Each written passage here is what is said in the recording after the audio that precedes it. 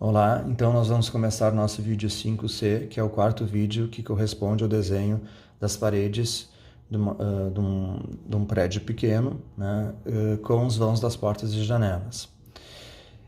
Agora esse próximo vídeo, que a gente vai ver nesse momento, ele vai ser o vídeo onde nós vamos desenhar as esquadrias, ou seja, as portas e janelas destes ambientes. Para isso a gente tem que criar um grupo de um objeto que se chama esquadria. E a gente vai então entrar nas camadas de desenho, nas layers, e vai criar essa camada de desenho que se chama esquadria, para que esse grupo de objetos de esquadria fiquem dentro dessa camada de desenho. Então a gente vai clicar aqui, ou digitar LA Enter, vai abrir as configurações das camadas de desenho, clicamos no primeiro ícone, digitamos o nome esquadrias, clicamos na cor. No caso das esquadrias, pelas normas de desenho, elas têm que serem representadas por linhas médias, mas não tão grossa quanto as paredes. Então a gente vai escolher o verde, que é uma espessura corresponderia à pena de ponto 3, né, das canetas Nankin, que é uma espessura que fica boa para a representação desse desenho. Então vou clicar aqui, vou dar um OK. Então já está criado ali a layer esquadria com a cor verde. Vou aqui na janelinha das layers, clico no esquadria, agora eu posso começar a desenhar as minhas portas e janelas. Então vou começar pela janela. Nós temos três tipos de representações gráficas de janelas em desenho. Nós temos uma básica, onde são mostradas apenas as linhas de peitoril e a folha da esquadria. Nós temos uma média, onde nós temos o peitoril, a folha da esquadria e a pingadeira. E nós temos uma forma mais completa, que o pessoal da arquitetura gosta muito de usar, que é com os marcos, o sentido de funcionamento da folha e a pingadeira. Nós vamos usar aqui a básica, tá? Ou seja, que vai ter só o peitoril e a folha da janela, o caixilho da janela. Então, para desenhar isso, nós vamos fazer uma linha que vai do ponto médio desse topo da parede perpendicularmente até outra parede. Essa linha vai ser a linha onde a gente vai dar o offset para os dois lados, para a gente conseguir botar a espessura do caixilho da esquadria. Os caixilhos das esquadrias, eles são representados geralmente com espessuras de 3 cm a 4. Nós vamos adotar a espessura de 3 centímetros. Então, se essa linha é uma linha média, nós temos que dar um offset de 1,5 centímetro para um lado e 1,5 centímetro para o outro. Como nós estamos trabalhando em metros, nós temos que digitar .015.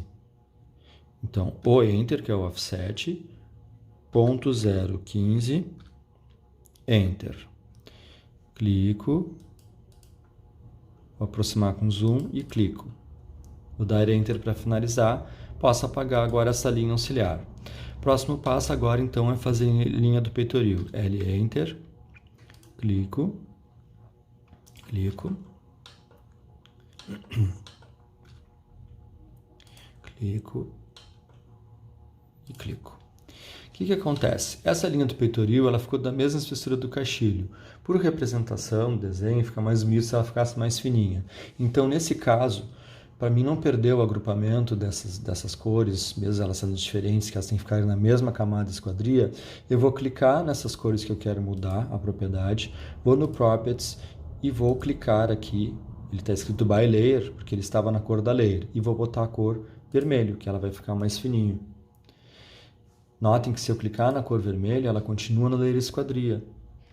Então eu tenho duas cores diferentes, na mesma layer que se chama esquadria. Isso significa que na hora que eu for mandar fazer a impressão desse desenho, a linha do meio vai ficar mais grossa do que essa, que é mais fina porque ela é a 01. Feita a janela, agora então vou começar a fazer as portas. As portas, elas são de 0,80 por 0,03 centímetros. Porque eu convencionei com vocês que a gente iria usar a medida de 3 centímetros, poderia usar de 4, mas a gente vai usar de 3. As portas, elas podem ser feitas pelo comando retângulo, que a gente não viu ainda, ou por comando line.